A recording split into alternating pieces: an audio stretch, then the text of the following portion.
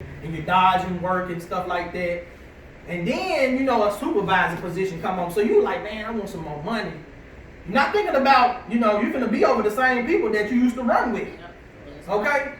So you want that supervisor position because it means more money. Granted. I don't blame you.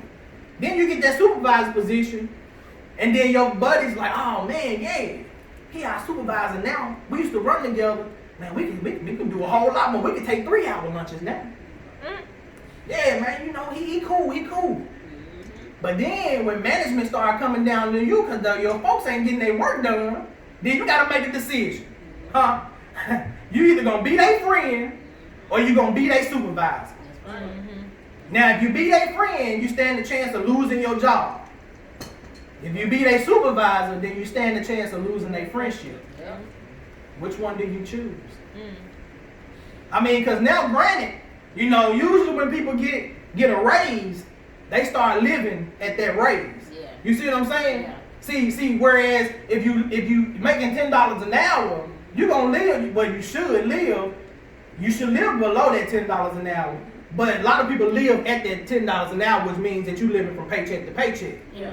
Now you're making $12 an hour. Now you're living at that $12 an hour. So now you can't stand to be demoted.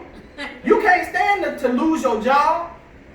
So now you got to choose. Man, do I lose their friendship, or do I take the chance on losing my job?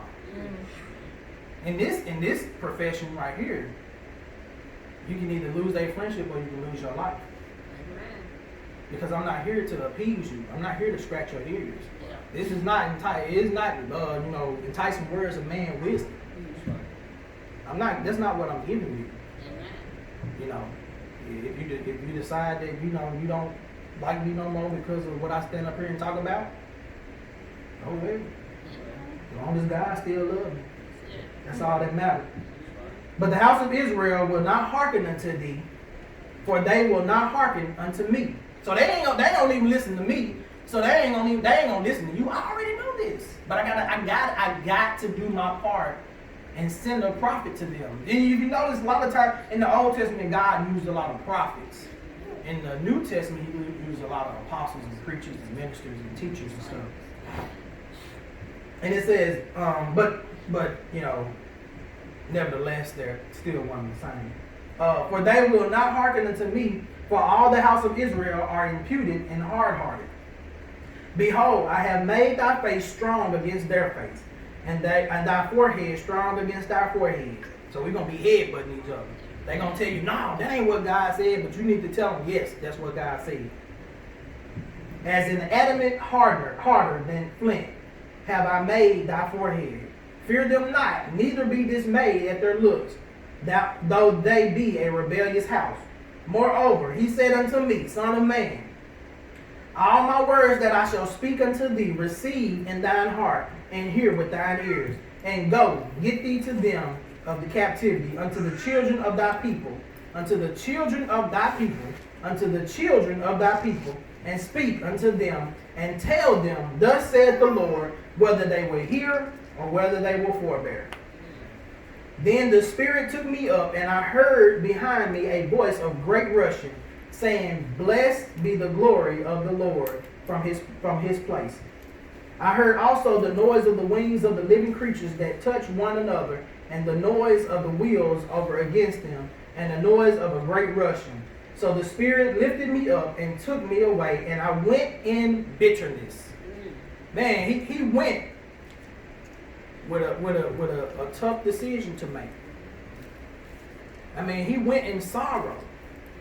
He was sad. He was dismayed. He was kind of like, man, oh man. See, could you imagine if he had to walk a mile, how long that mile would have seemed to him?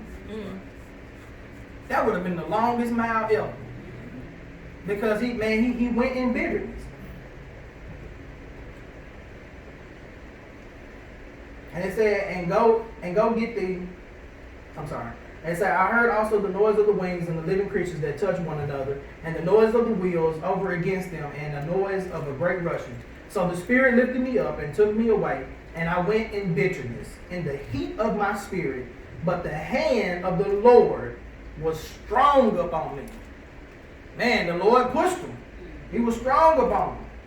And said, then I came to them of captivity at Tel Aviv, that dwelt by the river of Chabar, and I sat where they sat, and remained there astonished among them 7 days. Man, he just sat there in silence, man. He was just like, man, God gave me these words to speak, but man, these folks hard. These the folks I grew up with, man. These folks hard. I don't know if I can do this. But God let him sit there.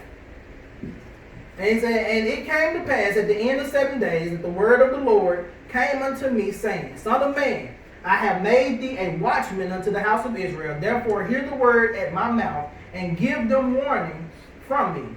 When I say unto the wicked, now this is where I wanted to get to, man. Y'all listen to this now. Y'all listen to this, because when I'm standing up here and I'm killing you, and you get mad at me, don't get mad at me. You know, I mean, because for those that ain't doing nothing, it shouldn't matter. You ain't doing it, it shouldn't matter. That's all I'm going to say. Okay? When it said, when I say unto the wicked, thou shalt surely die, and thou givest him not warning, nor speakest to warn the wicked from his wicked way, to save his life, the same wicked man shall die in his iniquity, but his blood will I require at thine hand. Now God had to come back to him. He had to tell him, look, you've been sitting here 7 days now. Now this is what's going to happen. If you don't tell them, and they gonna still die. He said that ain't going away.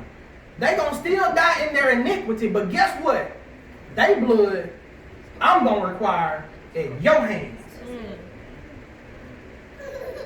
When I say unto the wicked, thou shalt surely die, and thou givest him not warning, nor speakest to warn the wicked from his wicked way, to save his life, the same wicked man shall die.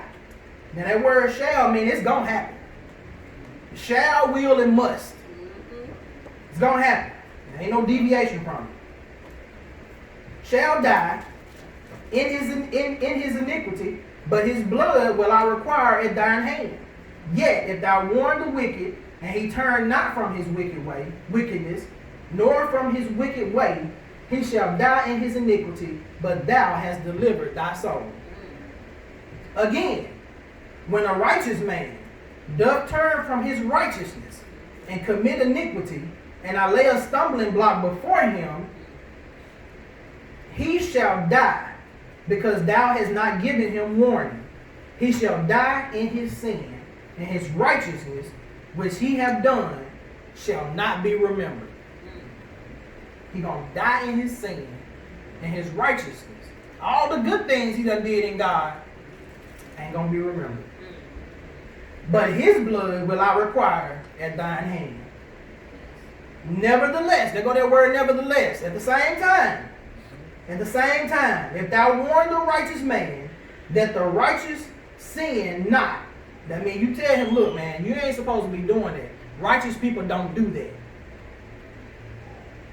That the righteous sin not, and he does not sin, he shall surely live, because he is warned. Also, thou hast delivered thy soul. And the hand of the Lord was there upon me, and he said unto me, arise, go forth into the plain, and I will there talk with thee. Amen. Amen. He said, I will talk with thee. He said, I'm going to give you an opportunity to do what I've been telling you need to do. Hey, man, it's good to be here today, man. Like I said, man, I love you all. We're going to stand and we're gonna pray. And then see ourselves out.